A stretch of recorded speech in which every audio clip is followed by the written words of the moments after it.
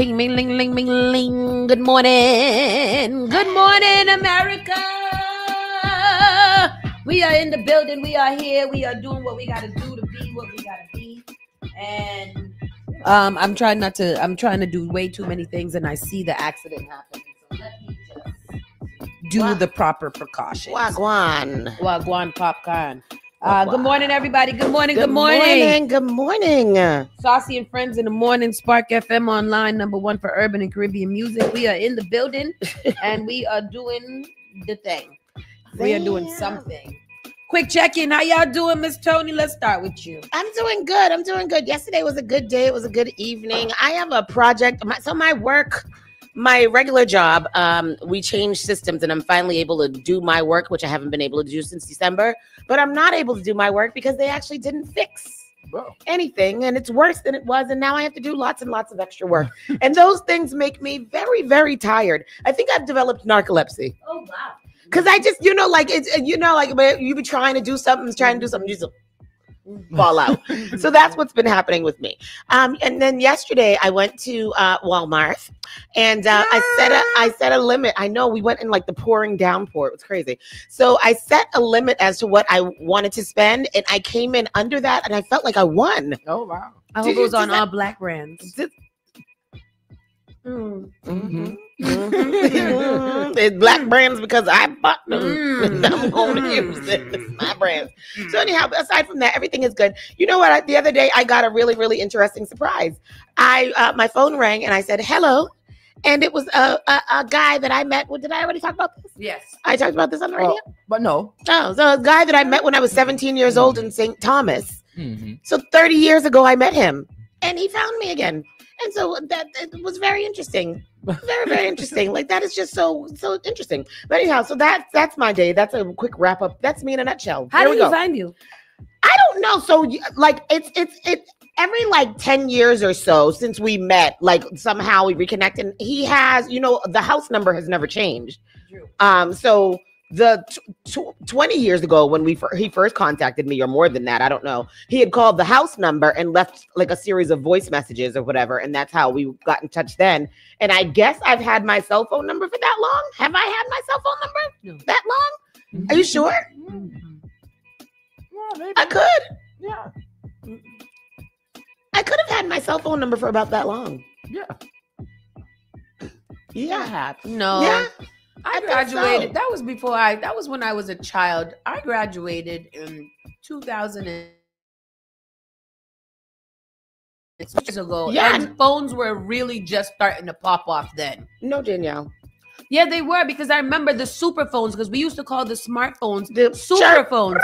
Yeah, there was the snake and stuff like that. But we had gone through Verizon first, and my first cell phone was a cellular one. Yeah, no, I don't think it was that 2006, we done got rid of the sidekicks and all that. We had, that was the next. That was the Blackberries. That was the next cell phone, the Microsoft joint. Remember that one, the Microsoft Nextel? I don't know, but anyhow, at any rate, the 860. He called me on my cell phone, so he got my cell phone number sometime. Yeah, the 860 and the 930. Y'all had Nextels? No, Auntie Brenda and my mom did. So I remember my mom's phone number that she has now. They got on those gray Nextels, the ones that flip down. Yeah. Her and Auntie Brenda. Oh, that was the 8 something. Yeah. Yeah. So when was that? That was like 2007, 2008. Yeah. So it was a long time ago. But anyhow, I don't know. So he called me on my cell phone. So apparently he got my cell phone at some point. But it's weird, because I remember when he was leaving whenever it was that he was leaving the voicemails on the house phone, we were already not using the house phone like that. So I don't know. But anyhow, so yeah, but my friend is back. That's good. That's a blast from the past. It is a blast from the past, and life has happened. Life has lifed. And it's very interesting to just hear from somebody that you met that long ago. Mike, nice.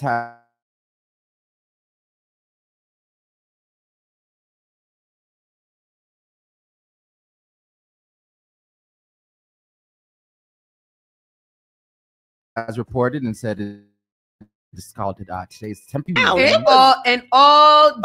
long. Yeah, it was a wet day yesterday. Good day to And, sleep. and a good day to sleep. A good day to sleep. Because that's when I left here, I was like, I really just want to get in my bed. Yep. And I really tried. I gave it a very, very good effort into doing my job, and it just could I not did it. happen. I did it. I woke up at about 1:30 and went back to sleep. Woke up at about 4:30. No, maybe at 4 o'clock. But it was good. You know what I watched last night? Tyler Perry has a new movie on Amazon Prime. It's called Duplicity. Oh, I keep seeing that. Same Tyler Perry foolishness. Same. He ain't just gonna get rid of the foolishness. Tyler Perry's That's his. I think that's a that what recipe. Tyler Perry did was he found a watchable formula. A niche. A niche, yes. Mhm. It's not. I don't even know if it's a niche. I just think that he knows that people will tune in to be entertained, even if it's an unfinished project. And that's what, and I think that that's what it is for Tyler Perry. It's just very unfinished and not refined. Yeah, And not serious. And So, not like, yeah. serious. And it's just like, oh, seriously. But if you think about it, that's that play vibe combination. You can watch the same play over and over again with different characters with pretty much the same story, which is what Medea and all of them was. Yeah. So, you know, like it's like radio. It's like traditional radio. They know that as long as you can pull people in with one song, they'll stay for at least the next two, you know? So it's very more so, this is the winning formula of how to do a movie that gets people interested enough to watch. They'll still talk about it, and they'll still watch the other one to see if I fix what they talked about. And I think that that's what it is with yeah. Tyler Perry. We watch it because we're like, oh, it's Tyler Perry. Yep. Let me see if it's the same foolishness. Yes, Let me exactly. see if somebody gonna have a bad wig. And can let me tell you, I made an observance in the show, in the movie last night, and I was like, whoa, Tyler Perry's wigs have come a long way. Oh, yeah. But when they started, because them wigs yesterday was good. But it was just the same The foolishness. same over and over. and the Different same actors. Because it's A woman that hates a man. A man I mean, I don't tries like to it. Why love do her. men always gotta They make don't me trust feel like I him. don't look Yeah. like a and man? da-da-da. And at the end of the day, they end up together, or they end up killing each other because Yes. they are obsessed or they are in love. That Yes. is the Why do and there's men a child actors somewhere in it. overly- Yes. Why do the men actors look so prominent? Aggressive. No, it look so macho, so big, and It'd be fine because they what's his name is in it, you know, Who, from, Tyler Ripley? yeah. Oh my God, love him. He down can do by no the- wrong. down in the valley with it down there. Having Yeah. to have nuts. Yes, him. He's in there looking Ripley. Mhm. And that other guy, you know, that guy that plays all the movies. the black guy, the old black guy. No, the young black guy that always Shamar plays the Moore. sidekick. I was gonna say Shamar Moore. I don't know what's his name. Tyler Perry. Tyler Perry himself. No, the one that plays the sidekick. What's it called? Duplicity is the name of the movie. Duplicity. Tyler Perry. And what's the cat? His name is Ron Rico Lee. You know him. Ron Rico Lee. Ron Rico. RONREA. Oh, I know him. Yeah, He's so- the funny, this little small guy. He always plays the sidekick, Yeah. right? So Mhm. he's in that, and he's in all the movies lately. And then that Megan Tandy, she plays Fela, and she's very, she's been in a lot of Tyler Perry watching films. The Residence. Residence. The Isn't it Residence. good? It's good. What is it? I love it. I loved it. The Residence. The Oh, Residence. with Shonda Rhimes. Yeah. you said. Very good. Um, It's so cute. It's funny. the president, the usher. He's been in a lot of movies too. Definitely has. What's his? He's Um, Spanish, right? Yes, his name is Better Get Saul. Giancarlo. Yep. Giancarlo Esposito. Giancarlo. Yep. Mm. Yep. Yeah. He was also in Captain America. Oh, the new one. And he was Oh. in also the other movie I saw last week called Electric Stick. He's a great actor. He is a very good actor. Very good actor. Protect that man. It's a So yeah, there's things to watch. There's things to watch. Yeah, there's a lot of things to watch. Yeah. There's a lot of things to watch. I need a new thing to watch though. I Mhm. need a new series. How about you, Sauce? How was your evening? It was nice. It was nice. It was raining, so it was mostly inside for most of the day. I did a couple of, rainy walks.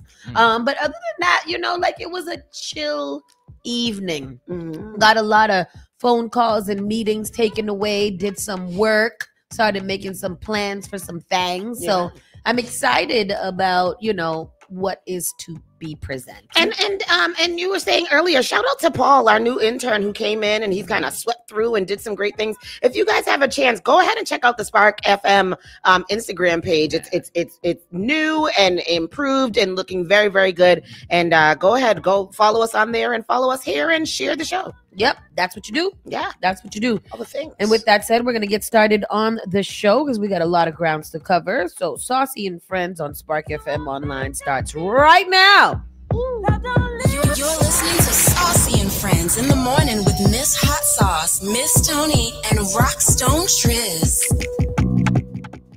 You're listening to Spark FM Online. The all-new Spark FM. Log on to sparkfmonline.com. Call Spark FM at 617-272-3387. Rolling up, I saw all my homies flow. But you're running around the fire,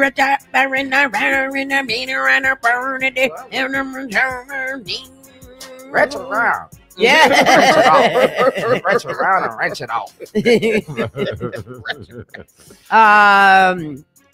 Give it a share. Everybody give it a share. Let people know what you're listening to. Let's get some bodies in the building. Let's do what we got to do. Up in here. Up in here. All right, then. Today is Tuesday, March the 25th. Tuesday, March 25th. Currently is 44 degrees. Today is going to be a high of 44, a 51, lows of 36. Cloudy conditions expected around 12 p.m. Wind gusts are up to 18 miles per hour. Might be a little windy today, but it's going to be nice. 51 degrees.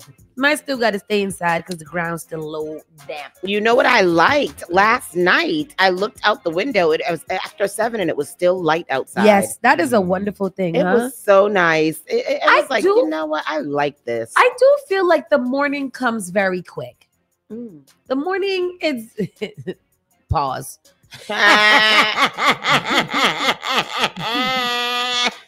but for real, like I feel like as soon as you go to sleep, it's time to wake up. And I like to sleep. I told my mom yesterday, I wake up every morning with the goal of going back to bed as soon as possible. Like I look forward to my last walk at the night where I get to come up, do my little meditation, and just sit down because the day is over. It's over. It's done. No, I completely get it. This morning I woke up at 6:30 and I was pissed because I was like, I don't want to be up this early. And I couldn't go back to sleep. And I was very upset. Why do I be waking up so early and can't go back to sleep? That's me every day. And I was mad about it. I pressed snooze twice today. And then my aunt called me talking about your mother's not answering the phone. Well, you got to wait until she answered because I am sleeping. How can we start with snooze? First of all, I live on the 3rd floor. Yeah, snooze 9 minutes is just not long enough. 20 minutes snooze. Yeah, like a maybe 13. I could do maybe like a 14-minute snooze. I really would like them to at least just give us the extra minute. What is 9 minutes? Who said that was the thing? Oh, I don't like snooze that. is 9 minutes? The snooze on the iPhone is 9 minutes. Oh, I thought it was 10 minutes. No, and I don't like that. And it's not even like they wait until the end of the 9th minute. You know what I mean? They do it at 9 minutes. Yep. I don't get that. That's dumb. It's not right. It's not right at all. Makes me angry. But yes, snoozing is bad for you. If you snooze, you lose. That's right. That's boom, shakalaka. With that said, let's get into our round the way news. Miss Tony, hit us off with the hit off. Hit us with the hit. Mass City Councilor issues apology after implication in high-end brothel. Wow. I'm tired of hearing about this high-end brothel. I'm not gonna lie, like CK says. Not gonna lie. Is that all the children say?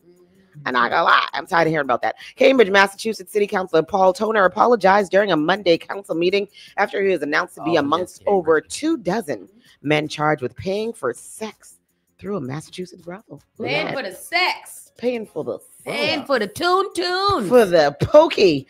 Shortly before the meeting began, Toner read a brief statement apologizing and saying that he takes his job very seriously. I'd like to apologize to fellow counselors, my supporters, and the community for taking up the time of the council and the public discourse on this matter. All Americans, including elected officials, are entitled to the right to due process, but some have already judged and convicted me, Toner said. Here goes the clip. The support he's receiving from his friends, family, and voters, but some voters here tonight say he should step down. Are you going to resign? No, that's what my statement was. You're not going to resign. I gave you a statement.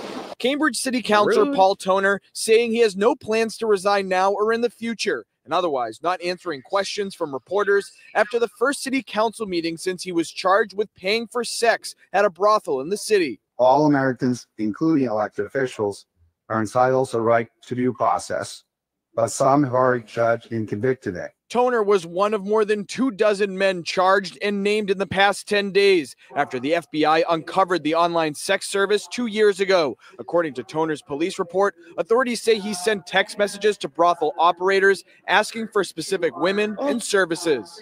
We ask that Councilor Toner resigns from office immediately. And I think it erodes public trust to allow him to continue. So I would ask that you please strip his committee chairmanship at a very minimum. During public comment tonight, some called for his resignation, but some city council members are not going that far. You know, it's not just a personal thing. It has become a much larger issue because of the nature of it. This isn't just an affair. It isn't about someone's sex life. I'm ashamed to have my name associated with this case.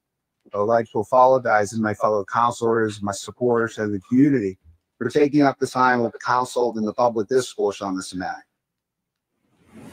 So Toner said he couldn't respond to questions here on the advice of his attorney. Another hearing is scheduled for later this week where more suspects in this case could be identified.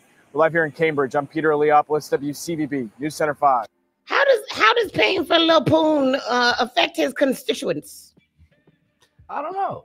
It don't. It don't. I think I leave that man alone. He don't look like he could really get that much in real life. All he do to pay for a little cookie. Everybody mind your goddamn business. That's what I feel like. Yeah, that man pay for exactly. Because that doesn't have anything to do with his job. Yes, let him pay for when he is off the clock and he is after his meetings of doing good upon the land, he goes and buys a little tune and that's what he does on his off time. Now, if that tune started to affect his ability to do his job, then I understand. But let Tune be free. It probably made him work a little better. Yeah, be free. I know to clear his head and reduce some stress relief, release some endorphins, and that's why his constituents voted him in. Let him pay for. I don't know. That's why they voted him. Sad story. Gun found in the bushes near where 2 teens were killed in Brockton amid search for the suspect. Search is underway for a suspect who allegedly shot and killed 2 teenagers at a mall in Brockton over the weekend. Homicide detectives and Brockton police have sought and obtained an arrest warrant for 22-year-old Da Vinci Leonard, who was added to the Massachusetts State Police Commonwealth Fusion Center's most wanted list on Monday afternoon. Leonard is wanted on charges of 2 counts of murder, discharging a firearm within 500 feet of a dwelling, possessing ammunition without an FID card, and carrying a loaded firearm without a license. Investigators say he may be armed and dangerous. You want to go ahead and play that? I have it right here. Here goes the clip. He may have changed his appearance. They're now pleading with the public to help them find this man. Boston 25 News reporter Kelly Sullivan live in Brockton this morning. And Kelly, investigators are warning this guy may be armed. Yeah, well, Gina, a source tells Boston 25 News that a gun was actually found in the bushes over by the Starbucks here, which is right next to where the shooting happened. But authorities still say they believe that the suspect may still have a gun on him. That's why he's considered armed and dangerous. And now the suspect has been added to Mass State Police's most wanted list. So here is a picture of that suspect again. Police have identified him as 22-year-old Da Vinci Leonard. Again, authorities believe he may have changed his appearance and cut his hair. The Plymouth County DA says Leonard shot and killed 18-year-old Savannah Alvarez and 15-year-old Tamari Albertson in the parking lot in front of the Chipotle Saturday night. Now, just last night, police were questioning witnesses outside the neighboring Starbucks. As the search for Leonard continues, the DA has a message for him. Turn yourself in immediately and let the process begin. We already have 2 families that are destroyed right now. We don't need anybody else's family to get hurt. Police say Leonard is the only suspect, but did not reveal any possible connections to the victims. Now, if you think you've seen the suspect, you should call state police at 1-800-CAPTURE, and CAPTURE is spelled with a K. We do know that the 15-year-old victim was a student at Brockton's Champion High School, and Boston 25 News has reached out to both families. They are understandably upset, and they're asking for privacy at this time. Reporting live in Brockton, Kelly Sullivan for your local station, Boston 25 News. All right, Kelly, thank you. That is such an awful story. Yeah. We are deeply saddened by the loss of the champion. We read that yesterday.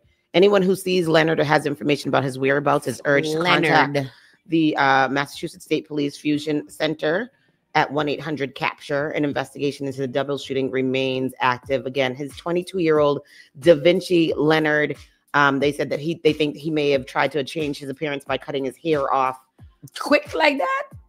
Right. Because if he doing all that, y'all got to find him. Because Da Vinci, why you cut your dreads off right now? Turn him in. Just do an anonymous call. He killed 2 people. Yeah. I'm not sure why you guys are protecting that. I don't understand. They said that there was somebody who knows him. The boy who crews identified as Albertson was pronounced dead. Authorities say Leonard is believed to have fled the scene after the shooting. He's described as 5 feet 9 inches tall, about 140 pounds, with black hair and brown eyes. He grabbed some clothes and he has not been seen since. He is currently the only suspect in the shooting. Wow. The only suspect. He's gonna be found. Oh, definitely. Because he's moving crazy already. He doesn't, because he's spiraling, I'm sure. Yep, absolutely. And they got his picture all over the place. It's probably they got a bolo out for him, all kind of foolishness. Not only that, if you are a relative of his or a family member of his, for his own protection, because he's considered armed and dangerous. When the police find him, they're not going to like peacefully arrest him. Nope, they're not just de-escalating anything. Right. Try to encourage him to do the right and thing. then those people's families, I'm pretty sure, are out there looking for him too. Since you won't be found, they're probably looking to find you, and that's going to be another crazy situation for you if they get a hold of you. Already seen, fell down a little rabbit hole of looking into this morning, and there's a lot of social media posts by family members and people who care about these 2 that were killed, and it's not going to be a good situation. It don't see nobody's in their right mind at all about this. Everybody's upset. Yeah. Moremuka. Moremuka. Off-duty police sergeant struck and killed by a commuter rail train in Abington yesterday. Wow. Yeah, the Massachusetts police sergeant attempting to cross train tracks in Abington on Sunday night was struck and killed by a commuter rail train. What do you think he was attempting to cross it for while the train was coming? I'm not victim blaming. I always want to know, how did we not move out the way on time for a train? Yeah, I don't know. You're a police officer. You didn't. What is it that you were in pursuit of? Yeah, John, let us know what it is. 3 years ago tonight, you can see behind us more flowers here to remember a police officer who was killed here last night. Commuter trains are again zipping by North Avenue in Abington 1 day after a Randolph police officer lost his life here. Investigators say Sergeant Scott Sherman was off duty and walking across the tracks when a train struck and killed him around 8 last night. Black bunting now hangs at the department. The chief saying Scott's compassion, professionalism, and unwavering commitment to public service made a lasting impact on all who had the privilege to know and work alongside him. I can't not tell you how many times I've had to relive this over and over.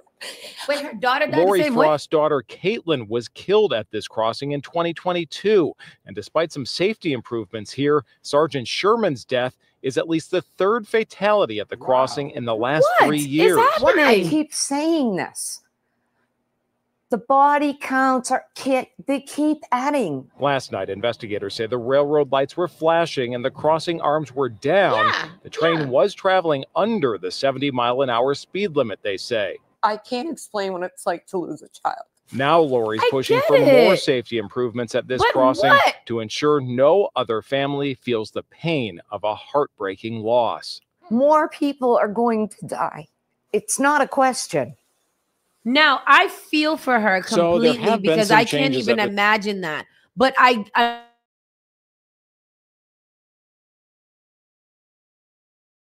failing to understand how we got to that point in the first place. There's a gate down. There's flashing lights. Yes. There is a train coming.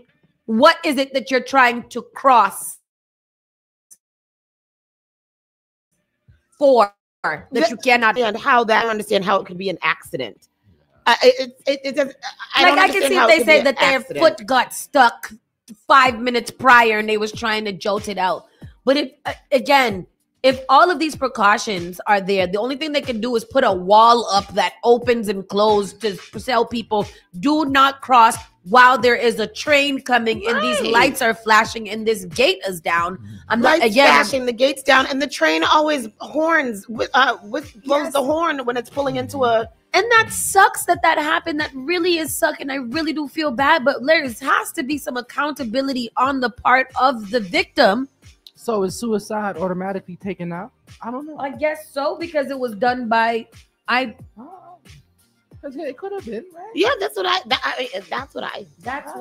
would assume too. That if you are seeing the train coming and you choose to not move out the way, because we do know there are patterns, like when people commit suicide, people go to that same place and it becomes a thing. The suicide place. The suicide place. Yes, yeah. I don't know if this is that. I don't know if that's that. Yeah, because I mean, the mother said that the bodies are adding up, and they said it was three so far that they know of. So that's just weird. Schneider has a reason why the snooze is only 9 minutes. Tell me, Schneider. Snooze. The mechanical clocks are based on a 360-degree circle. Since 3 is a common denominator of 60 minutes and 12 hours, it's easier to enlarge the gears by 3 equals 9 instead of an irregular ratio of 3.333 to make it an even 10. What? What are you talking about? Tired of you. What are you talking about? Schneider, don't give us no more goddamn explanation. I ain't no mathematician. I know what you're talking about. What did he say? He said 333 equals 9. So if you go around, 3339 is a common. It's a common denominator of 60 minutes. So 12 hours is easier to enlarge the gears by 3 equals 9 to be 10 of the snooze. But don't enlarge it. Just leave it at 2 to make 10. Yeah. 5 increments of 2 is 10. But then I wouldn't want to wake up at 8 minutes. No, I can wake up at 10 minutes. So. Schneider, leave us alone. What? Is that serious? That's math. That's black math. Thank you, Lawanda. It's about the mechanics on the clock. Thank you. Egyptian math from Africa. That's all you should have said. ICE arrests 370 people in Massachusetts through an enhanced operation. Officials say 205 of those arrested had significant criminal convictions. I don't believe charges. it. I don't believe it either. President Donald Trump's border czar. Can we take a pause to talk about this border czar? We turned on the music. He is what Kanye West referred to Beyonce and them children as. Yes, he's a blubbering idiot. He's a blubbering idiot fool dummy. I know he sounds exactly like. Me too. Me too. And then we went down there. Like it is remarkable to me, and I am also very like entertained by how Donald Trump was able to rally up the most incompetent, incomprehensible, terrible, like leadership, terrible public speakers. Like everything about these men is so mediocre and basic that it's remarkable to me that people confirmed him. Even the Republican Party, like you guys are making yourselves look stupid, because it makes me feel like nobody in the Republican Party is smart enough to even hold a position of any type of power. But is that the thing? Do they not know what stupid sounds like? They know because they all sound stupid. So they're all hearing their same stupidness being circulated amongst the stupid of them. So for them, it sounds regular. It sounds merit-based. And if we're all stupid together, we all must be on the same merit field. Oh, so this is the smartest of the stupids. This is the stupidest of the smartest. Oh, yes. Yes. That's what it is. Yeah, no, it's not. No, it's what you said. It's what you said. It's interchangeable, sis. Oh no. The stupid of the smartest and the smartest of the stupid. The common denominator is that they are very stupid. They are idiots. Look at him. He looks like, look at my face. It's stupid. He looks like a nugget. I hate him. I hate his face. Here goes that. Go ahead. Please, please. About these raids. Over 370 people were arrested in Massachusetts during a series of ICE raids that began last Tuesday, March 18th, and ended yesterday. Of the raids, Homan wrote this on social media, quote, ICE had to find and arrest these illegal alien rapists because Massachusetts and Boston are sanctuaries that refuse to cooperate with ICE. They would rather release these animals back into the community rather than honor ICE detainers. Stop. End quote. Tom, Clear, Massachusetts stop. is Put a pause. Tom, when you wrote that, in your head, wow, that is your belief. In his heart, that is his belief that this Boston, the safest city in the country, is easily challenged by data and statistics because it says that we are. You feel like we are like, oh no, leave the rapists and the murderers here. We don't want, we're protecting them. They're all illegal alien rapists. All of them. All of them. There's no murderers. Nothing. There's no robbers. There's no kidnappers. They're all rapists. All of them. All of them. Wow. Illegal alien rapists. Wow. When it has been proven that many of the people that they have arrested are not here illegally, and they're not rapists, and they've never been where you're sending them. None of those things. So, like, everything you're saying is a lie. Community rather than honor ICE detainers, end quote. Now, to be clear, Massachusetts is not a sanctuary state, but a 2009 ruling from our state's Supreme Judicial Court found that state law enforcement could not enforce immigration policies. Now, during the 6-day raid, the Trump administration says it arrested people with ties to MS-13 and other known gangs. 205 of the people taken into custody were said to have significant criminal convictions. 6 others were apparently fugitives from other countries. The work was done in connection with Boston-based FBI agents, and along with the arrests, 5 kilos of fentanyl, some cocaine, and 3 firearms were seized, according to law enforcement. Now, in response to those raids, Governor Healy felt the need to correct the record of Homan's claims that Boston does not arrest undocumented immigrants. The governor said, quote, it's certainly always been our position that those who do things that are crimes should be held accountable and taken off the streets. Colton, back to you. All right, Corey, thank you. Corey K. Birdie in it. So yeah, that's what happened. That Holman, I don't know. 3 things to know about the new rail line connecting Southern Mass to Boston. So this is a new MBTA rail line that just opened on Monday. The Fall River New Bedford line, which opened on Monday, has been in the works for decades and has cost billions. Where the hell is New Bedford? New Bedford is down this way south. Oh. The Fall River New Bedford MBTA commuter rail line began service Monday morning, connecting Southeast Massachusetts communities to Boston for the first time in 65 years. The rail, which goes to Taunton, New Bedford, and Fall River, has been in the works for decades and has cost billions of dollars to complete. After years of delays, we took this challenge head on and delivered for the people of the South Coast, and our entire state will benefit, said Governor Maura Healey in a March 24th press release. Here's what you need to know. The extended line has been a long time coming. So since 1996, they have been working on this. When Governor Mitt Romney took over as governor, he halted the South Coast Rail project in favor of a $31 billion plan to fix bridges and roadways over 20 years. The next governor, Deval Patrick, restarted the project and priced it at $1.4 billion. The state put a significant $2.3 billion behind the project in 2014, and in 2017, Governor Charlie Blaker set in place a 2-phase plan that would first connect. Now that the $11.1 billion investment behind it, the Middleborough-Lakeville line extended to Taunton, New Bedford, and Fall River, and was renamed Fall River New Bedford Line. The locations and schedules of the new line, so you can go ahead and look that up, and they have free service until April. So once the free period is over, the riders can expect a one-way trip between South Station and any of the new stations to cost $12.25 or a reduced $6 fare for seniors, people with disabilities, and those with eligible incomes, according to the MBTA. So that is very, very cool. Go on, Philip Eng, making stuff happen. I never realized Fall River was so far. Fall River is far. It's like almost, it's over an hour away, isn't it? It's close to Somerset and Freetown and Tiverton and Westport. I don't know none of those.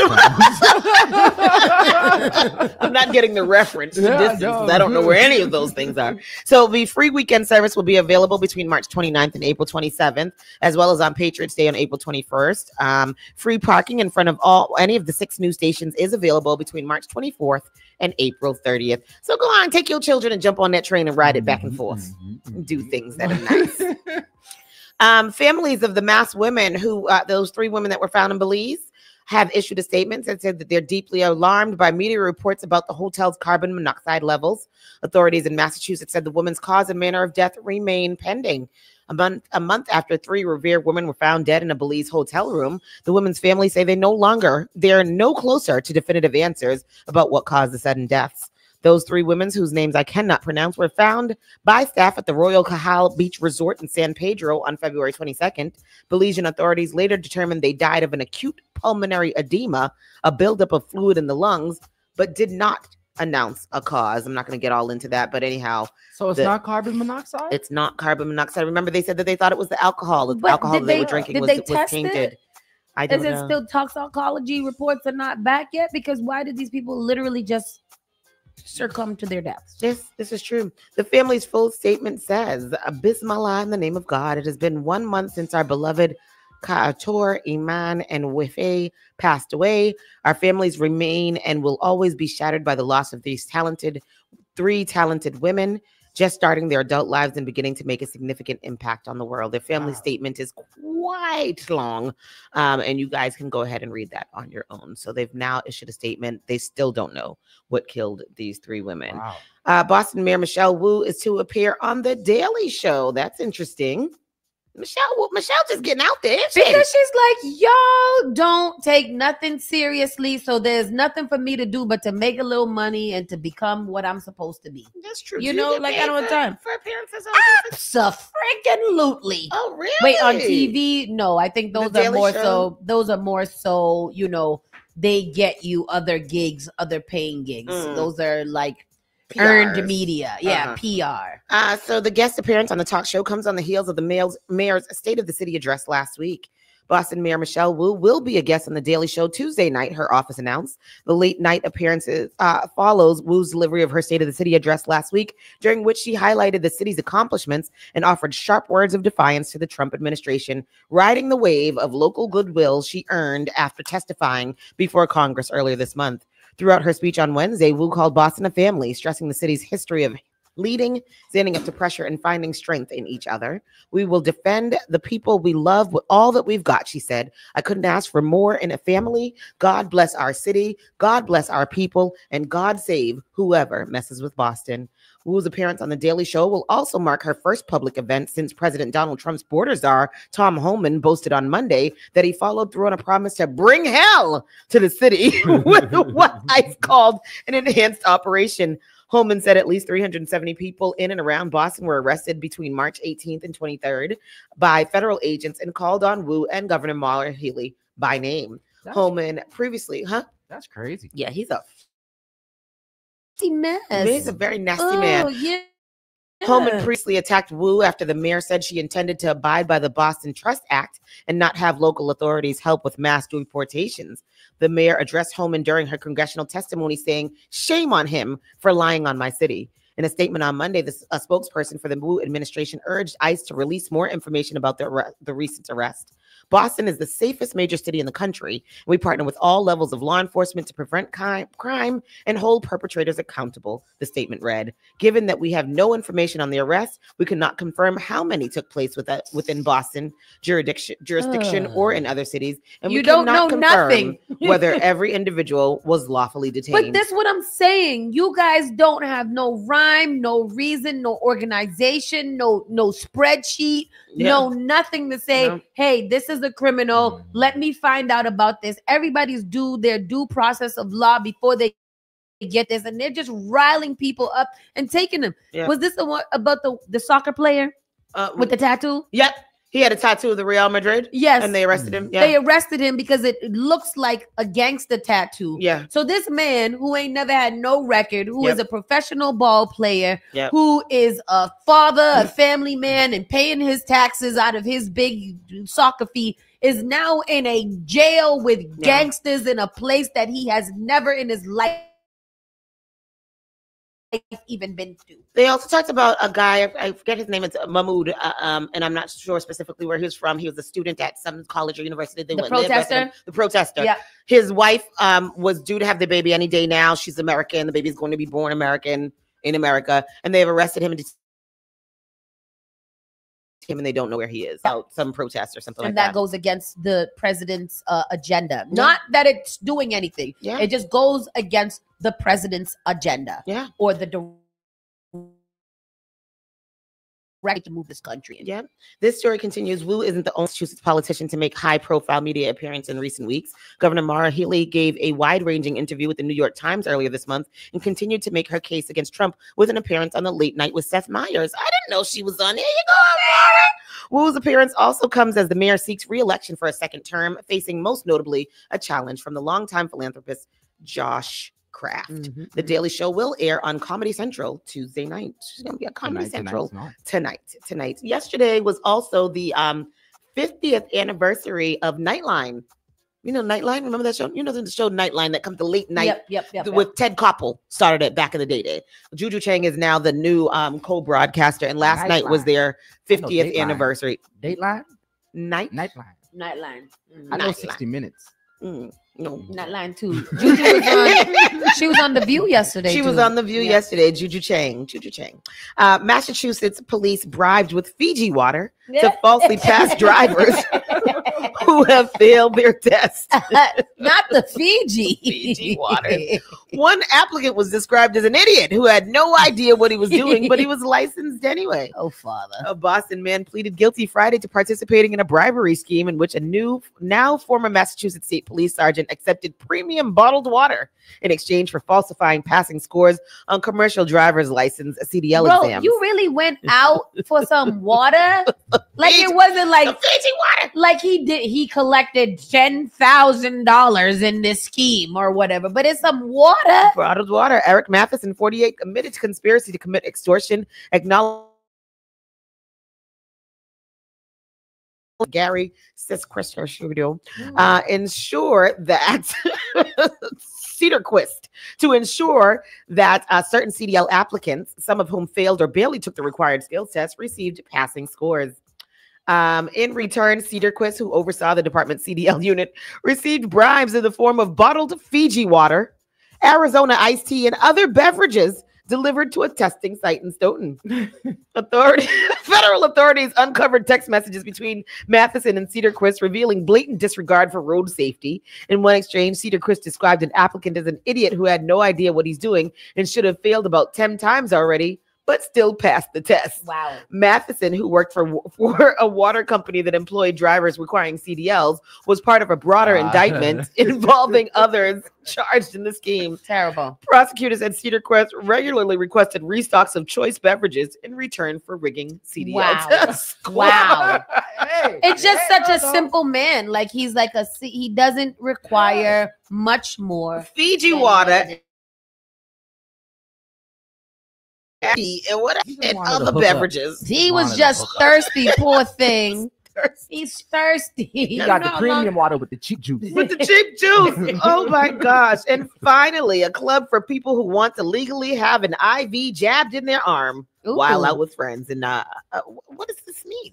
For hydration? Social purposes. I don't know. The Boston Business Journal introduces us to the Seaport's impending Remedy Place, run by a California chiropractor who's building a chain of wellness centers that he says doubles as a social club.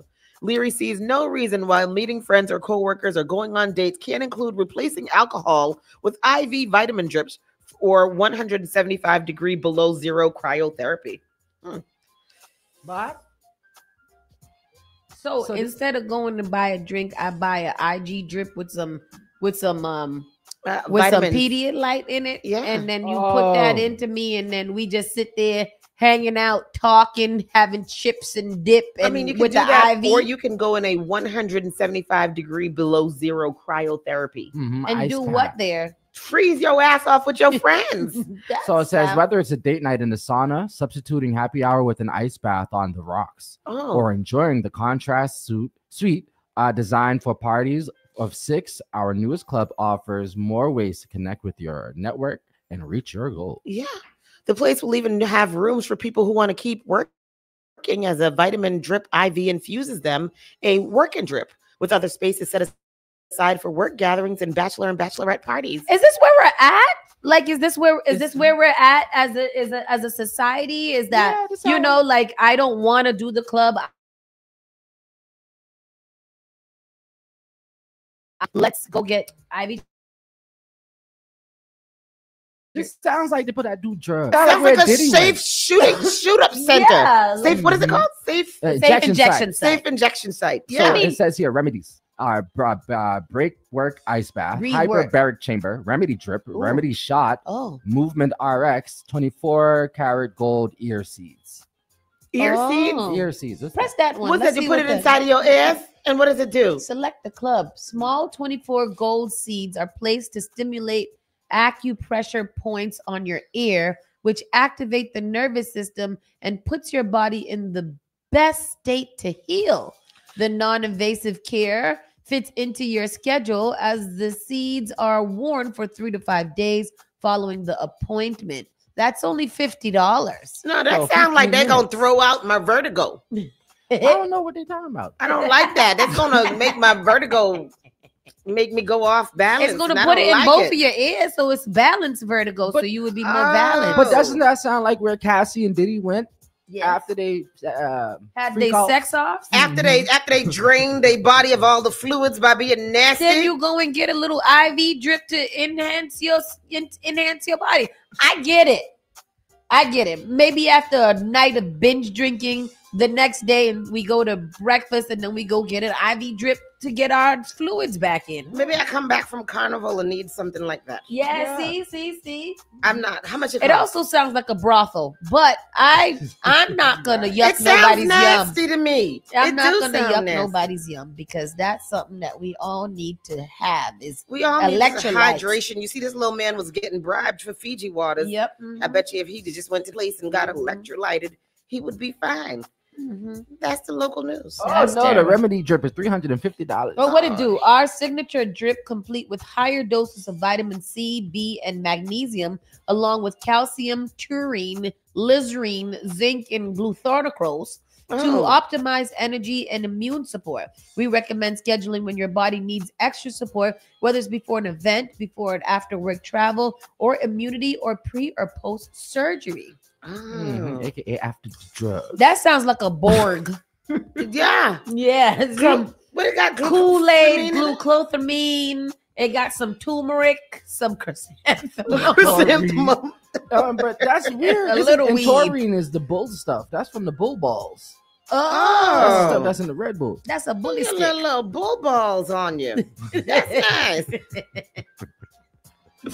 With that said, we're going to go to a quick commercial break. We'll be back after with more things to talk about. Wow. You're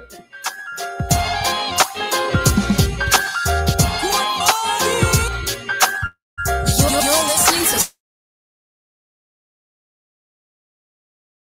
Miss Tony and Rockstone Triz. The all-new Spark FM.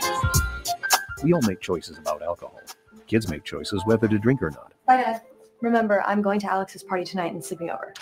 Hey, remind me about that party again? And adults make choices whether to talk about it. That's true of parents and every other trusted adult in a kid's life. Kids want to know our expectations, and they want honest answers in everyday conversations. So talk with your kids and help lead them on a positive path, because when you talk, they hear you. Learn more at underagedrinking.samhsa.gov. Praise the Lord, City of Boston. This is Brother Chris right here on Spark FM. Come on, sing it! Bringing you Sunday morning worship each and every Sunday morning, 6 to 10 a.m. Let's get our praise on.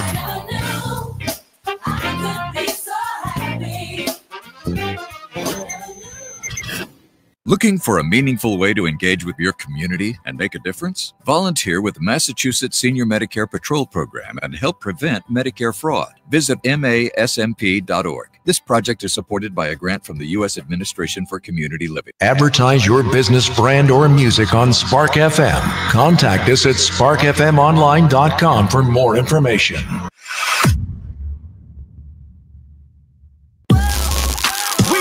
Boston's new home for urban Caribbean music, Spark FM. Spark FM.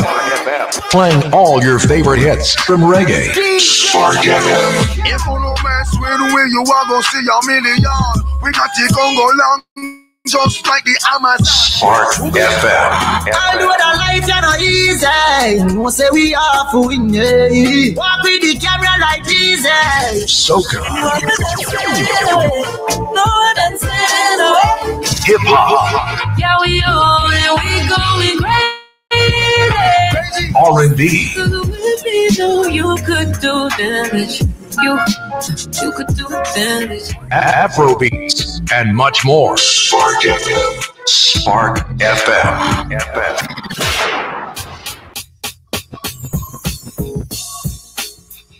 You're listening to Saucy and Friends in the morning with Miss Hot Sauce, Miss Tony, and Rockstone Triz. Riding in the homie.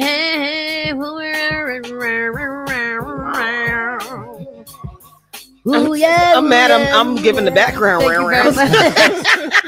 See, that's support. That's what I talk about. Support. Yesterday, speaking of bull balls, I was, the internet is a dangerous place. It's a very dangerous place. So I'm, scrolling through videos, and this Trinidadian artist came up. He's an artist that makes art. And he was saying how he makes art using his semen. Oh. And so I was just like, well, that's really, that's just really, really weird. But what the weirdest part about it is that he was describing his process of doing it. He's HIV. He's bacon. Yeah. He's HIV positive. Huh? Who? The man that makes the art with his semen. Wait, hold on. I was busy. Start over. Because what is he talking about? He's a Trinidadian artist. He makes these elaborate paintings. Yes. The paintings are made with his semen. Oh, he's a Lovelace. You know who he is? You found him? Yeah, I got him. And he was speaking about how he's HIV positive and has been for some time, but he makes this art with his HIV positive semen. Oh, people buy it. Can you what do you? I have him. What am I doing? What's the question? question? Let him say. What's the question? Yes. Let's go. With this idea of sort of visitation, something I would say spiritual, a kind of agitation that's happening. And I used, of course, things like coconut trees and this identifying nature from Trinidad in my work quite a bit. I also used the hummingbird, which the Amerindian people used hummingbirds or thought hummingbirds had the spirit of the ancestors, of their ancestors. And I kind of use the hummingbirds a lot in my paintings to evoke that. And so I just thought that this is a sort of painting which I don't want to be super over-define it. So that's one of them, but I didn't know. So wait, he's painting. I don't think he's the one. He's painting with his jisms. Yeah. Well, that's the one with the semen. He's semen painter too. Is that a thing? Oh, that's not a... No, here's it.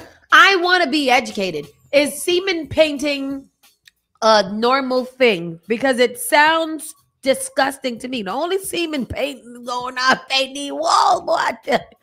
Oh. The other thing too about it is that the other thing shoot up the club.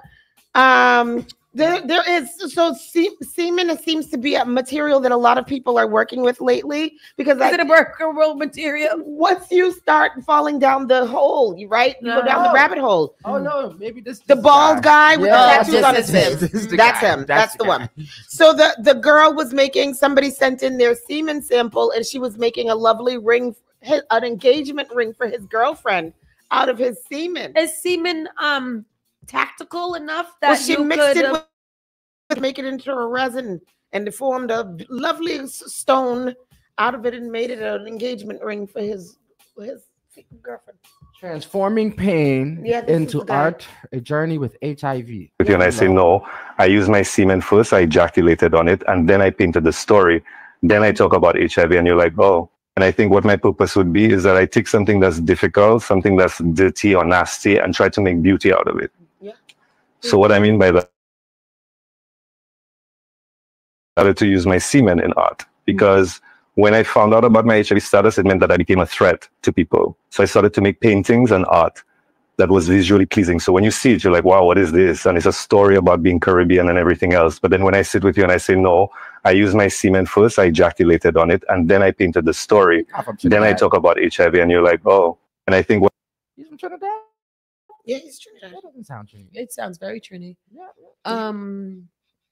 Yeah, that's where. Bro, that's where we live in. I mean, and then after that, you could go get an IV drip because what are we talking about? What are we doing? Yeah, that's I had to see it. So did you. All right, bye. Bro. Oh, into our other news. I mean, it's no better. Like that story is no. Like basically, that's what America is doing with us. They're ejaculating onto us, and they're painting whatever is left of there. Some of, I mean, I see what you did there. You see it?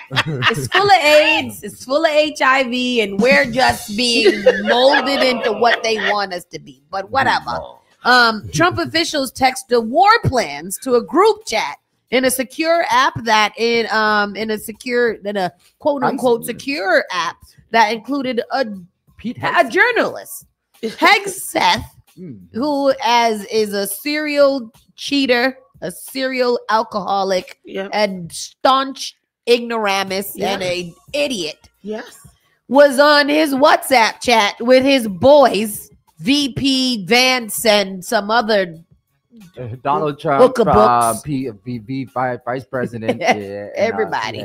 He was and including a journalist, and he just so happened to send over. He added an attachment, which included the war plans that they were about to go to war with. Not only putting the American soldiers and people at risk because now people know that they're coming. It happened that the bombs were able to get set off on time and in the right place without any casualties. But the fact that Hegseth literally has done this time and time again and still holds one of the highest offices in America is remarkable. The DOJ. Yeah. Now he has no experience holding any kind of position. He is a media personality. He's a media personality from Fox News, right? Yes. And you gave him this job, and you think that he would not take his journalistic freedom or lack thereof to do something like this? He's a journalist, you jackass. What did you think was going to happen? I hate everything. He's an idiot. And besides him being a journalist, he just doesn't know he's incompetent enough to read or to write or to do anything right because he's not supposed to be there. Yeah. Highly secured professionals that have gone through training of how to not use like a social all the people media that y'all app. fired. Exactly. Should have been there. Not this idiot who don't know nothing. Play the damn clip. To that chat, and the defense secretary shared operational plans hours before an attack was carried out. Fox 4's Steve, at first the Atlantic editor-in-chief thought it was a hoax. It was only after the airstrikes in Yemen were carried out that he realized all the group messages added up.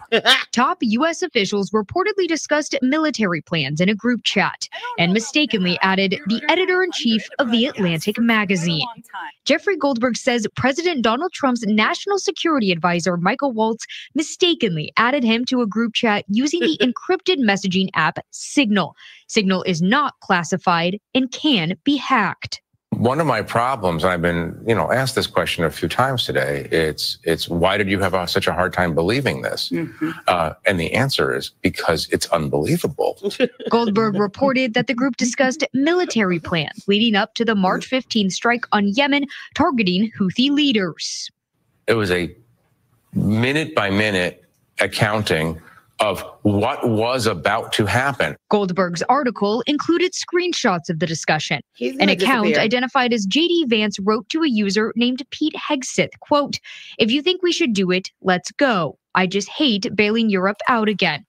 The account identified as Hegseth responded, quote, "VP, I fully share your loathing of European freeloading. It's pathetic."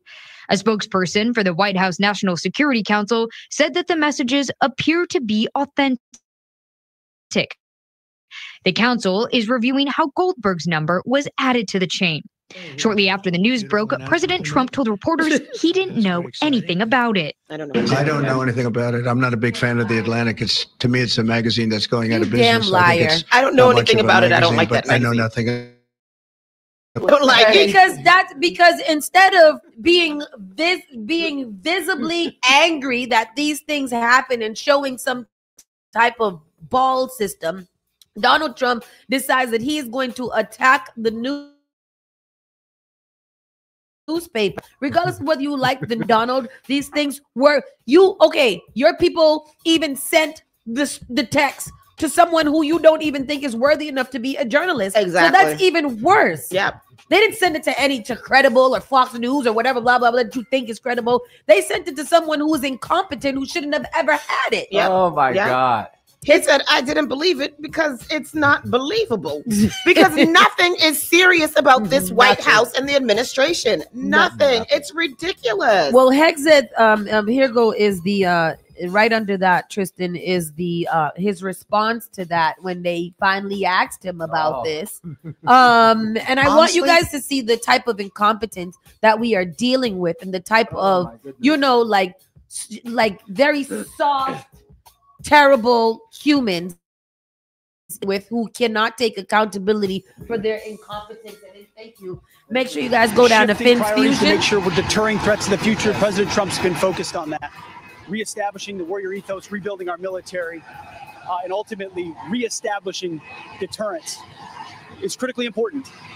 And so we're out here to talk to our commanders and, more importantly, meet with the troops all across the Indo-Pacific, and then our allies and partners, too, are going to be a critical part of ensuring the future in this region is free. And so we're glad to be here. It's a beautiful day. Had a full work day on the plane. Now we've got a full work day here as well, and looking forward to it.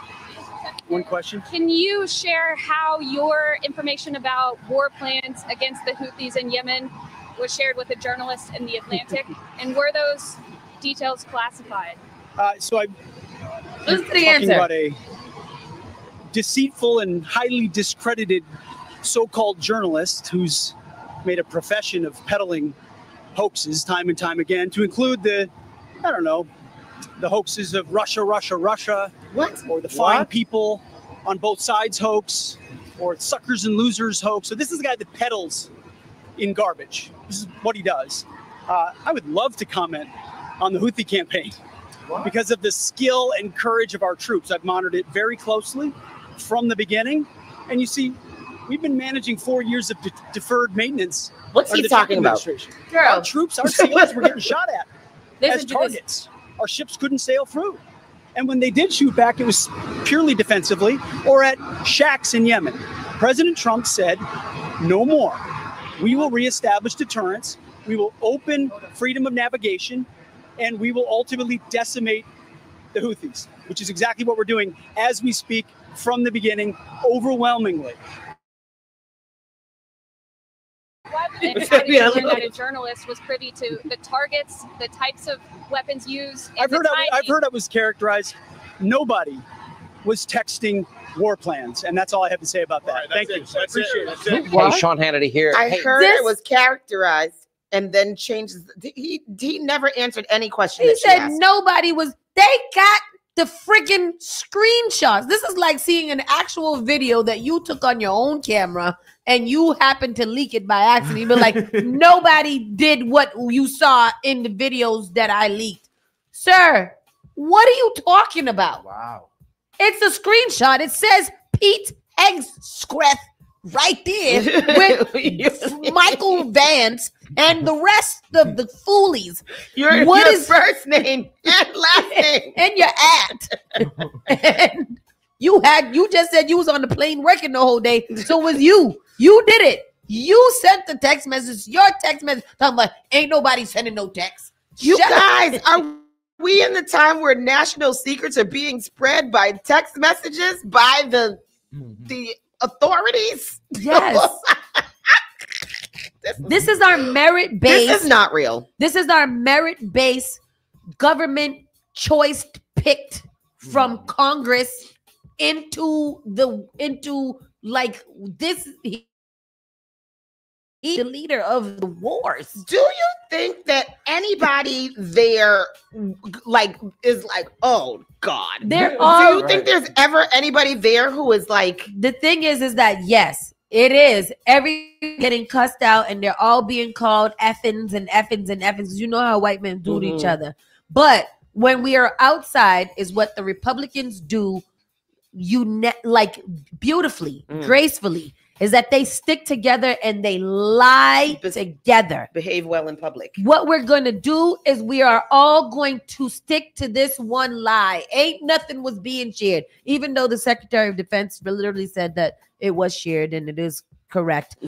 Ain't nothing was shared. Deny, deny, deny.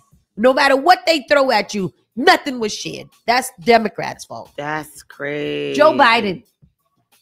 I'm surprised he didn't just say, when she asked the question, he should have said Joe Biden or Obama Obama. Joe Biden and Obama. Yep. They did it too. Yep.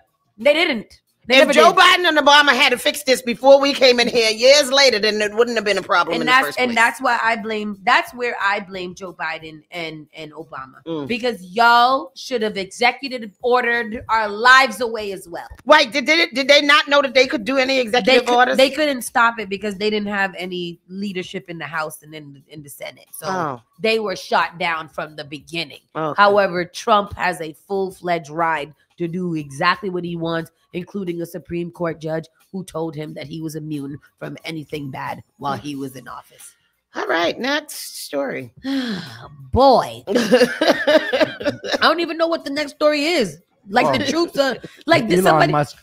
I heard somebody said, I read a comment that somebody said, when are the soldiers and the troops and the people in the army going to be like, listen, we know we said we're going to fight for America, but fighting for America means fighting against this foolishness. When do they start to, or are they just soldiers through and through and they can't make decisions on their own? They can't. Pete Hegseth is their boss. But Hegseth is an idiot and he's going to be, hopefully, I'm surprised I'm not sure why he hasn't been fired yet. I'm confused. The army should go on strike. The army should, all of those commanders up there should be like, listen, this is not right. This is not American. This is not what we signed up for. Yeah. We have got to do something within, and we have got to find new leadership in order to tell us what to do. But remember, they took out the chiefs of staff too, all the good chiefs of staff. Yeah. So they don't even have good advisement. No. So there's nothing that can be done. America is so volatile right now that y'all build your bunkers and buy your food that don't die, because this is crazy. Them little what's them little safety kits that they sell? The kits. It's like a bucket of dried food that you can buy and store in your basement. Be prepared, because it's crazy out here. It is terrible. Got a next story. Yeah. South African president says persecution of whites a false narrative, a must repeat genocide claim. Well, we know this is not something that anybody else believed, that the white people in South Africa are being discriminated against because they set it up to not be that way, right? Ever. Right. South African President Cyril Ramaphosa said Monday the claim that white people are being persecuted in this country is a completely false narrative. It was his latest attempt to push back against allegations made by U.S. President Donald Trump and Elon Musk and some white minority groups in South Africa. South Africa-born Musk, who has regularly accused South Africa's black-led government of being anti-white, repeated a claim this weekend in a social media post that some of the country's political figures are actively promoting white genocide. The president of there said in his weekly message to the nation that South Africans should not allow events beyond our shores to divide us or turn us against each other. Absolutely. In particular, we should challenge the completely false narrative that our country is a place in which people of a certain race or culture are being targeted for prosecution, besides the dark-skinned people who y'all did that to in apartheid. But that's so what it I'm is. really confused about Elon Musk can't do nothing over there, so he's over here destroying over here because Absolutely. these weak ass Say that. here Say are that. letting him do whatever he wants. The president did not mention names, but his denial was a reference to the allegations by Trump and others that South Africa is deliberately mistreating a white minority group known as Afrikaners by encouraging violent attacks on their farm and introducing a law designed to seize their land, like what you're doing here in America with our black friends. But okay, the allegations were central to an executive order issued by Trump last month, cutting funding to South Africa to punish the government while offering Afrikaners refuge into the United States. Refuge. Afrikaners are descendants of mainly Dutch and French colonial settlers who first came to South Africa more than 300 years ago. They were at the heart of the apartheid government that systematically oppressed non-white, although South Africa has been largely successful in reconciling its many racial groups after apartheid ended in just 1994. Crazy. 1994. The other day. In his post on X, influential Trump advisor Musk cited a political rally last Friday in South Africa where black leaders of a far-left opposition party sang a song that has the lyrics, "Kill the Boer, the farmer." Boer is a word that refers to Afrikaners. Oh, well. And he did say on an interview with Don Lemon that, white Africans right now are under genocide. Yes. Yeah, that's what he said. Don Go Lemon. to hell. So we protected the white Afrikaners that just now are feeling the effects of non-apartheid or a distance from that, while you guys are allowing genocide to happen in Gaza, and nobody seems to have a problem with it because Putin said that he wanted the land and Putin should have it if he wants it. Gotcha. Got it. I'm over it. I'm over us. Yes. Yes. I hate it here. I think I hate it here. I hate it here. Stupid. Oh, so Jenna says the soldiers are taking oath to protect the Constitution, not the administration. Very good. But that's what, again, see, stuff like that. You took an oath to protect the Constitution. The Constitution is still alive and ready. And these people are doing whatever they can to overturn the Constitution. So why isn't the army saying, listen, I did not sign up for this. You guys are giving our war plans, our coordinates, our everything, our weapons, what we're going to use, all the things over. And it's now hitting the American newspapers and gone viral. And I'm going to sit here and think that I'm going to fight for what y'all want us to fight for. It's not right. And how come nobody's standing up to it? I want a war. I was watching The View yesterday, and the little white girl who's an independent, she was like, the Democrats, I don't think they want to be all loud, and I don't think they want that. They need a plan. No, we want both.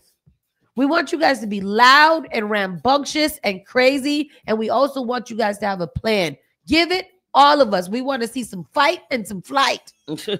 Yep. Show us. Yeah. I want to see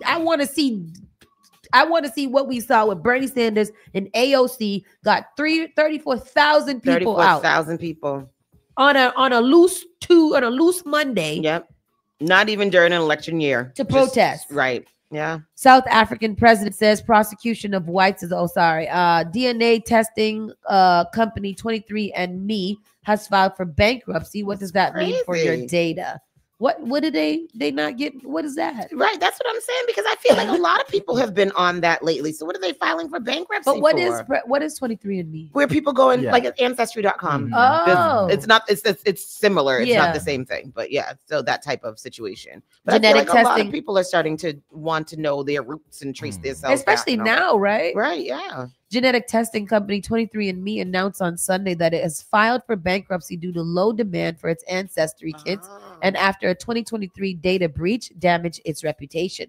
The company, which has over 15 million customers worldwide, said it voluntarily filed for Chapter 11 bankruptcy to facilitate a sales process to maximize the value of its business. The 23andMe is seeking authoritarian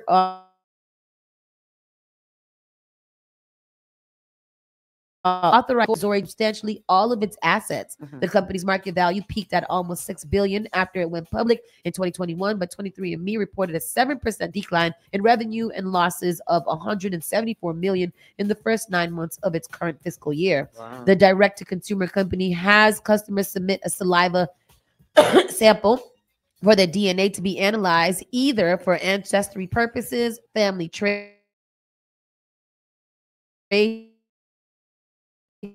or for potential health risk. Part of the reason it's earning its due to warning interest in its testing kits. I can't think that there are repeat customers in that, right? Yeah. So like what is your what model that you have? Okay, so one person sends in for their DNA test. Okay, so now I get it back and now I don't need another one to do. How do I continue to make money? Because you only need one per family. Yeah, you only really need one per family. So that's, you know. I think my sister did this. What y'all from? You the Houthis? We are. Our ancestors go back to Nigeria. Really? Oh, wow. Oh, that's African. Y'all gonna go back? A California firefighter known for his outrageously large mustache dies after cardiac arrest. Yeah. Isn't it not? Oh. It's, can you not be a firefighter with that big ass mustache? That's what I'm saying. Because that can catch on fire. Right. I know you're not in there putting your face and mouth to the fire, but that looks stupid. That is ridiculously huge. I feel so sorry from this man. He's died of his cardiac arrest, and sorry to his family and condolences to everybody. This mustache is crazy. What is it? How does it go? Is it the top and the bottom? It's long. It's a comb over. It combs over his lips. Oh. Yes. So what did you think? He parted in the middle to eat? Yes. I hate it. Yes. I'm sorry for the loss. It looks like a K, like a mouth, like a muzzle almost. Yeah, like a muzzle. Yeah. That's dumb. Firefighters often sport mustaches as a symbol of tradition, a sense of brotherhood, and a way to distinguish themselves as first responders. Remember in 911 when wasn't there stop that porn stash and they made him cut it because it was stupid? Yes. This is what I think somebody should have. You know what? Condolences to this man, and it is very sad. And we're going to take a commercial break and be right back. All right. You're listening to Saucy and Friends in the morning with Miss Hot Sauce, Miss Tony, and Rockstone Triz. The all-new Spark FM. We all make choices about alcohol. Kids make choices whether to drink or not. Bye, Dad. Remember, I'm going to Alex's party tonight and sleeping over. Hey, Ann, remind me about that party again? And adults make choices whether to talk about it. That's true of parents and every other trusted adult in a kid's life. Kids want to know our expectations, and they want honest answers in everyday conversations. So talk with your kids and help lead them on a positive path, because when you talk, they hear you. Learn more at underagedrinking.samhsa.gov. Looking for a meaningful way to engage with your community and make a difference? Volunteer with the Massachusetts Senior Medicare Patrol Program and help prevent Medicare fraud. Visit masmp.org. This project is supported by a grant from the U.S. Administration for Community Living. Finally Home is a must-read step-by-step guide that will equip any first-time homebuyer with the knowledge they need to confidently make informed decisions. This book provides answers in simple and clear terms to most, if not all, of the questions you may have about credit, home ownership, and generational wealth. Finally Home equips the reader with the confidence to be engaged with the home buying process without feeling vulnerable or exploited. Tailor-Made Real Estate Easy is not just a catchy hashtag. It is real estate agent and radio personality Taylor Andre's goal. A goal to simplify one of the most challenging processes you will go through as an adult. A goal to educate you properly on credit and teach you the strategies to finding the home of your dream. It is not just a good book or an easy read. It is the secret to a seamless home buying experience.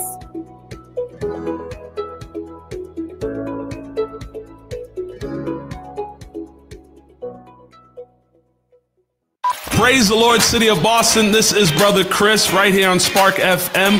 Come on, sing it. Bringing you Sunday morning worship each and every Sunday morning, 6 to 10 a.m. Let's get our praise on.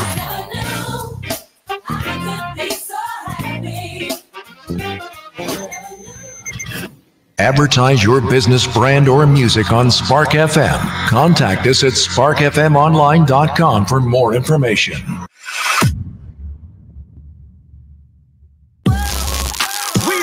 Boston's new home for urban Caribbean music. Spark FM. Spark FM. Playing all your favorite hits from reggae. Spark FM. If you no mess with the way you are gonna see a million. We got the Congo long just like the Amazon. Spark FM. I know that life is not easy. You say we are for winning. Walk with the camera like Jesus. Soca. No one said Hip hop. yeah, we going crazy. R&B. With me, you could do damage. You could do damage. Afrobeats and much more. Spark FM. Spark FM.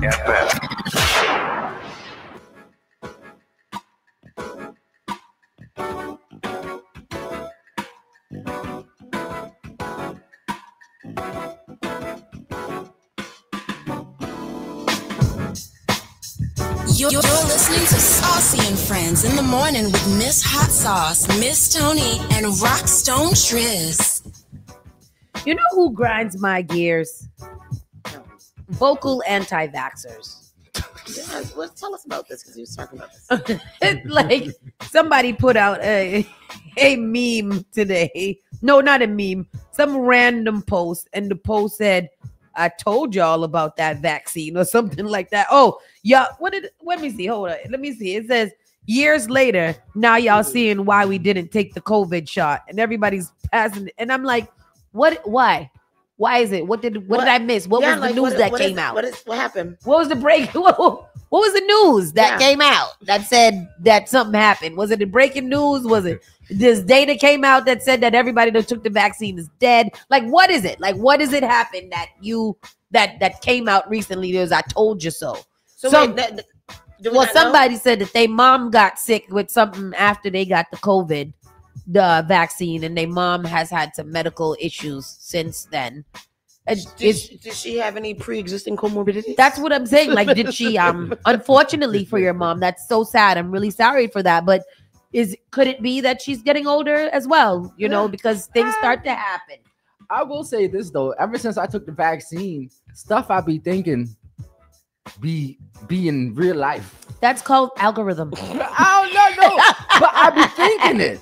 It's the 5G. I don't even have to say it, and then I go on my computer, and what I was thinking was on the computer. That is called the algorithm. That is exactly what that's called. And you know how we get there because I never put it out. You was probably one time subconsciously liked a post of that thing, and now it knows that you like it, so it's going to start to filter it out. It happens to all of us. I call it the universal algorithm. And I don't be saying that because I told you my whole timeline was filled with semen yesterday, and I don't be thinking about none of that. It's sad. Unless you bought a picture perk recently with some semen and HIV on it. Like, that's what I'm saying. And then because we talk about so many things here and you're on your things or whatever, by default, it's already picking up on those things. So, it's been 5 years since COVID. It's been 5 years. Yeah. And until people are literally dropping down at the wayside, and the only thing they can attest for it is COVID and nothing else. Yeah. I'm gonna need you anti-vaxxers to just be fine with your decision. Don't tell us what we did wrong, or don't tell us we're gonna regret it. We'll regret it when it's time. Yeah. For now, that's not your concern. Mind your business. And I mean, I'm not bragging, but I've had 4 COVID vaccines. And you know, I'm doing all right. You're doing okay. So that's what I'm saying. Well, I know 4 people that after they got the vaccine, they back started to hurt. As soon as I said that, started coughing. You see? Well, those 4 people, unfortunately, are still not enough to convince the rest of us millions. Right. There are millions of people that didn't die. Yeah. That we shouldn't have. So until you guys come up with real data that's not in an Instagram clip, or a TikTok headline, keep your happiness about your unvaccine to yourself, because nobody asked you. Shut up. Stupids. Zion Lance actually had a good comment in here that I wanted to. So he says, I know it's 5 minutes late, but it's up to Congress to lay out legislation to impeach the president and the courts to agree. Then the military may choose to remove him, but Congress should be calling on the 25th Amendment. You know what, Zion? You're just very right. And I was thinking about this today in the shower. I'm not really sure how come we're going to blame the Democrats, because they're the only ones that have the power to do this right now. They should have articles of impeachment lined up for every single body, going from Donald Trump all the way down, that's ready to go. Like does he have to get impeached to do this? What is his process? He just gets fired, or what happens? They get impeached. Those people, they get impeached. I'm not sure, but if they do get impeached, as soon as this came out, there should have been something on his desk the next day that says, you are being summoned to the chambers for your impeachment process, or for your resignation process. What is it? A Senate congressional hearing. The same way that they did Al Green when he had to go and get chastised or whatever it is. Why isn't Pete being done the same thing?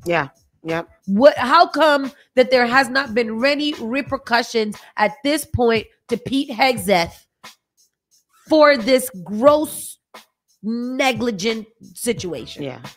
I'm not sure.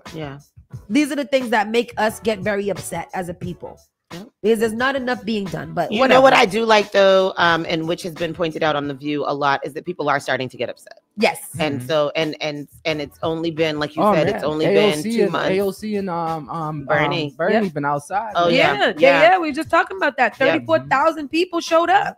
And that was only one of the rallies, because another one had a whole bunch of other people. So but yeah, I do like that people are starting to get upset, and it's early, and I'm glad that they're starting to get upset early. Me too. NBA Young, this is our entertainment report. Let's see what's going on in here. NBA young boy reportedly released from prison early. Oh, nice. Good for him. He's had a tumultuous time. He was on house arrest. House arrest in his lovely house. And was doing all the drugs. He's been reportedly released from prison earlier than expected after spending almost a year behind bars. According to prison records, young boy, real name Kentrell Golden, was released from a federal correctional facility in Talladega, Alabama. Oh, I thought he was staying at his house. Academics and his little stupid ass reported that the 25-year-old rapper has been transported back to Utah, where he was previously sentenced to house arrest in his federal gun case. NBA YoungBoy is home spending time with family, has a curfew for 30 days, and has to stay at certain location, no docs. The media personally wrote on Elon Musk thing. Whatever it is. We're going to call it Twitter. 2 Chainz reveals employee allegedly stole from his Atlanta nail shop. A nail shop, huh? 2 Chainz still rap. Yeah, 2 Chainz. Then he had something recently with somebody, didn't he? He got a song out right now. He was acting in BMF. Yes, he was. 2 Chainz recently suffered an unfortunate setback that hit close to home. On Thursday, the Mercy MC took to Instagram to open up about a personal and disappointing experience involving one of his employees in a clip that has since been removed from his page. While walking through Atlanta neighborhood where his businesses are located, the 47-year-old entertainer shared that someone who worked for him at one of his female-focused establishment allegedly stole from him. My business, they help women, he said in the video. Esco, it's mostly women that work there. The nail shop is all women, he went on to explain. You know, for a girl that was working in there for me with me to get back in there and steal all the stuff out of there, the TVs, she's crazy. Oh, wow. She stole the TVs and the sofas, though. She wiped them out. That was a long game. How much time she had? She came in after the fact and cleaned them out. Dang. The birthday song rapper revealed that the theft left him unable to recover what was taken. The girl went back in there and stole everything out of there. And I ain't gonna press charges. I ain't gonna do nothing, but I just want you to see this and feel this. He captioned the post with the phrase, "No good deed goes unpunished. I'm not even mad. I know it's hard out here. It's the principle," along a screenshot of the idiom's definition. Did she don't have no furniture in her house? That's what I'm saying. Where did she put the furniture? Why you not going to press charges? Even if I'm not pressing charges, I'm at least going to her house and pistol whipping her. And why can't you get it back? And if you don't press charges, you can't get it back because your insurance won't. He got an insurance. He's going to press the charges and he's going to get everything back. If it's a woman-run business and you don't have the means to replace it, you need to rely on your insurance. It didn't have no camera. She was in there for 2-3 hours stealing up the couches and everything. Why would he have the means to replace it? Exactly. What you mean you don't got the means to? He got a show called Most Expensive. Yeah.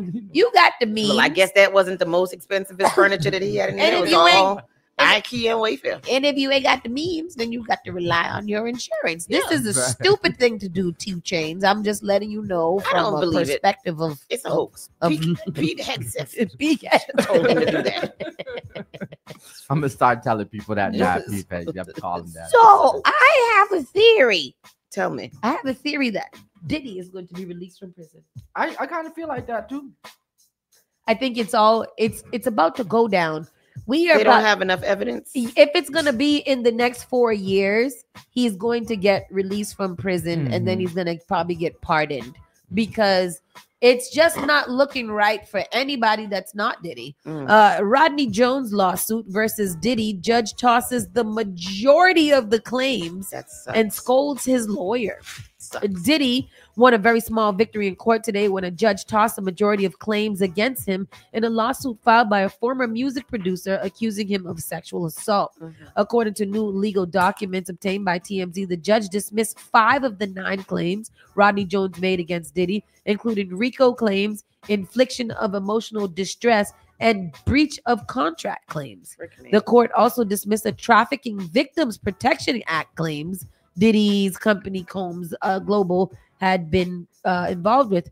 Rodney's lawyer Tyrone Blackburn even got dressed down by the judge, who warned him that his legal filings in the case have not been up to par. Let's see if we can play this video here.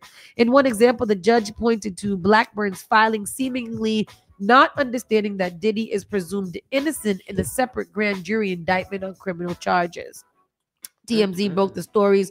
Jones sued Diddy back in February 2024, and Diddy ripped the suit as a money grab, dressed up as a sex trafficking and RICO conspiracy. A money grab dressed as a sex trafficking. The case is still moving forward despite 5 of the 9 claims being tossed and serious claims of sexual assault against Diddy were not dismissed. It will be interesting to see if these claims ever make it to trial.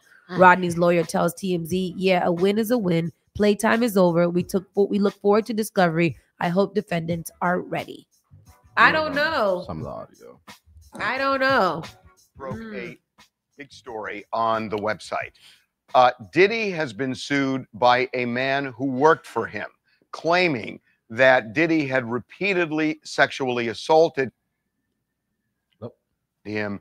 That is just the beginning of a lawsuit filled with salacious details. Charles, before we even get into it, we should say there are red flags on this lawsuit that something isn't right. Right. But well, first let's start with what Rodney is alleging in the suit, which is that, as you said, not only did he repeatedly sexually harassed and assaulted him, but that there were associates around Diddy who were also involved in this. He names in the lawsuit, they are defendants in the lawsuit, Stevie J, longtime producer for Bad Boy and obviously very famous from Love and Hip Hop. His son. And then also Justin Combs, Diddy's son.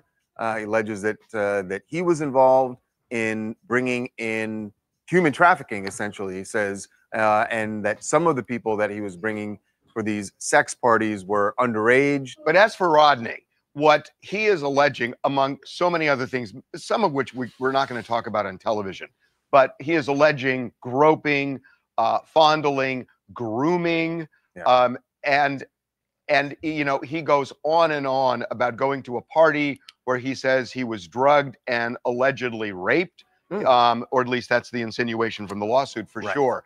And it goes on and on and on. But he says he has receipts in this lawsuit, and one of the receipts is an image. Again, we're not going to show you this, but it's an image of a sexual act. Right. He says Stevie in J, the right? lawsuit that it is Stevie J having sex with a man and he says that he got that image because Diddy sent it to him as a way to say, look, this is what we do, and you should join us in this. You know, this is what Stevie J does. It's what I do, and you should join us in this. That's how he describes this image, and it's in the lawsuit. We're not showing it to you, but what's interesting is that there are other places on the internet that it was published, that photo. And someone has come forward today and says that image is not Stevie J. Right. Yeah, right. We The thought that was person him. says It's a male porn star. Right. Yeah. who goes by the name Knockout. All right. Yeah, Knockout. Oh wow, that's a good name for a porn artist. Let me see. For a porn artist, for a porn star, Knockout. That's a good name. So yeah, I mean, I don't know what's gonna happen with this whole Diddy situation because you know the Boots B's, most of Boots B's cases have been thrown out. Yeah. Now Lil Rod, who came out first after Cassie with such explosive revelations about Diddy. 5 of those 9 cases are taken down. So, you know, what's gonna happen? What's it gonna happen? What's it gonna be? You know? Yeah. You know? Sherry Shepherd and Nia Long have a heated confrontation in the lobby. Ooh, what Really? black girls fighting. Okay, what they doing? That's interesting. Okay, loving hip hop it. Old, you know, old loving old hip hop. Mm-hmm. What was it? What happened? Let's see. Long story short, it seems that there's drama at Shakespearean proportions between Sherry Shepherd and Nia Long. Can you please exit?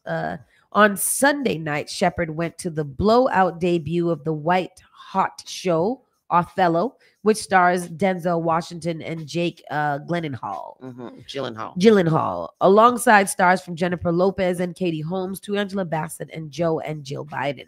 And on her chat show Monday morning, Shepherd said she's been accosted by an unnamed celebrity before the show begins. I heard her describing this. The former View co-host said that the star grabbed my arm and forcibly turned me around, and she says to me, "You've been shading me a lot."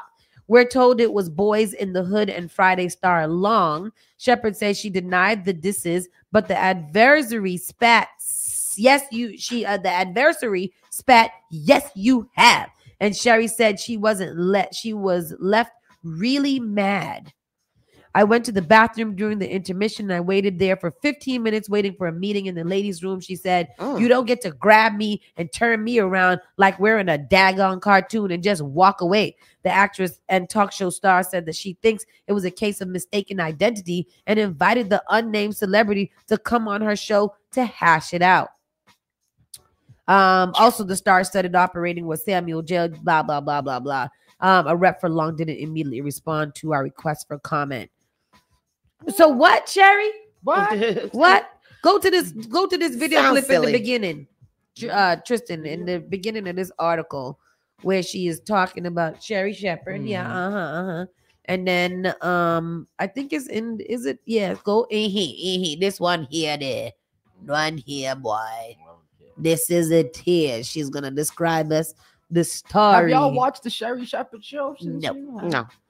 My mom forces me to watch Jennifer Hudson's show. Mommy loves the Jennifer Hudson. You know, it makes me angry. I don't like that show. I don't like it either because You know what I like about Jennifer Hudson? Just that tunnel when the people are coming in. Yes. And they don't even show that on the show. They should. The tunnel when people are coming in and all her staff is cheering them on. Here is Sherry Shepherd talking about what You've been happened. shading me a lot. That's what she said to me. And I said to her, I said, no, I haven't, because I was really confused. And then she goes, "Yes, you have." And then she just walked off. Now, let me tell you something. First of all, I know who I shade because I don't shade many people. It might be one person I shade. And I never have shaded a named celebrity. And I'm like, and so she came up to me in front of everybody going, you shaded me. And then she walks off. So, hey, unnamed. So I was mad. I was really mad. And I said, you know what? You don't freaking get to do that to me. So I went to the bathroom during intermission. I stood there for 15 minutes waiting for a meeting in the ladies' room. That sounds dumb. I hate like it. 2 minutes probably. I hate it. Who cares? Sherry. If you ain't gonna name them, what you saying something for? Call names. Say exactly. You want a whole talk show? I mean, maybe it's they don't want a defamation of character or something like that. But you know, sometimes you got to make those bold moves. Redman admits he and Method Man no longer hang out. What? Method Man is foreign. I would hang out with him. I would hang out with him naked. I would hang off of him. He's not a woman. Hang around him like a necklace. But they're still friends, though. They're still good friends. Oh, Redman has revealed he doesn't kick it with his longtime collaborator Method Man when they're not working, but it's still all love between them. Appearing on a new episode of the Julian Dory podcast. This is what I don't understand. How these people just be getting random Method Man and Redman on their podcast, and it's called the Julian Dory. The New Jersey legend was quick to say hell no when asked whether he still hangs out with his high-low partner. Hell no, we do shows and we come back home. He explained, I don't hang out with a lot of rappers at all. This is work. This is home. We're very inclusive with our movement. Once we're off the road, we're like, all right, you got family to deal with. I got shit to do. My circle is very small, so we all have different lives. I don't hang out with rappers I might call. There's a lot of MCs who I'm connected with. Of course, Wu-Tang Clan is my crew or whatever. But there's a lot of artists that we might chop it up on the phone. But no, the only artist I hang out with is my boy Do It All from Lords of the Underground and Tretch if I see him in the hood. And that's about it. And Kid Capri. Kid Capri is my big bro. I talk to him and go see him all the time. But he's not a rapper, though. He's a DJ. One of the best. You just rambling. Yeah, Redman no longer smokes or drinks, right? I think that's and doesn't have sexy time either. Oh, yep, that's true. He's a celibate. He ain't got no vice. He ain't fun to hang out with. Exactly. You want to sit down and talk about vaccines and stuff? Probably ain't nobody got time for that. Yeah, you ain't fun. Go home. Go home, Redman. He said, brother, we are focused on TV and movie stuff and producing as well. This is what Method Man said. Yeah. No, you know, that's good. That's good. Yeah. Nelly explains why appearing on MTV Cribs was the worst thing. Nelly coming to Boston soon. Some other stations is giving away tickets to that. And I'm like, who's calling for tickets to go see Nelly? Magas is very hard up here. Very hardcore in Boston, Massachusetts. And I don't want to go to a Nelly concert because I can only listen to It's Getting Hot and Her for too long. Exactly. So that's not grammatically. And I don't, and it's hot. Ain't nobody want to be hot. Who else is gonna be on that show? Nelly and who else? Chingy? I like it when you do it right there. Nelly's episode of MTV Cribs in the early 2000s was a fan favorite, but it turned out to be a nightmare for him personally. Appearing on the J. Crew show on Real 92.3 in Los Angeles last week, the St. Louis native revealed he had to get rid of the house shortly afterward because everyone figured out where he lived. I sold it. I had to get rid of it. That was the worst thing I did on being MTV Cribs because people figured out where I live. He explained, when we did it, I'm thinking this is my end all, be all. I'm not knowing that we're just getting started as a group and we were going to be having success and things like that. And you know what? Nobody cares. Nobody cares. Like, it's so crazy how nobody cares. You care? Let's I see thought it. Most Ooh. people on Cribs didn't show their houses. I thought they rented houses and showed people, you know. Oh, really? Well, his fool ass. Well, some of them did. Some of them did. Well, I mean, he's not the brightest peach in the tree, so I'm pretty sure that he had his address on the front of where it was going with his big shirt on. Shut up, Nelly. It's your big shirt. It's your big shirt. Way to talk crap about somebody.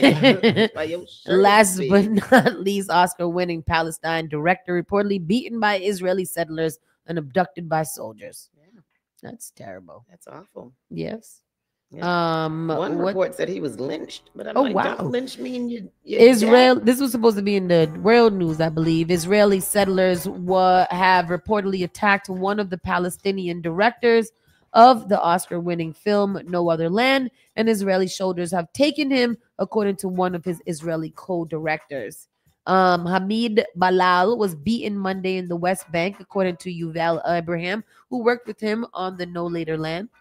Yuval posted on X, a group of settlers just lynched Hamdan, adding they beat him and he has injuries in his head and stomach and is bleeding. He also claims Hamdan has been treated being treated in an ambulance when Israeli soldiers showed up and invaded the ambulance and took him. Damn. Yavel says that there has been no signs of Hamdan since he was allegedly detained by Israeli forces. No Other Land won the Oscar this month for Best Documentary. The film follows Palestinian residents in a certain area of the West Bank who are struggling to stop the Israeli military from destroying their villages.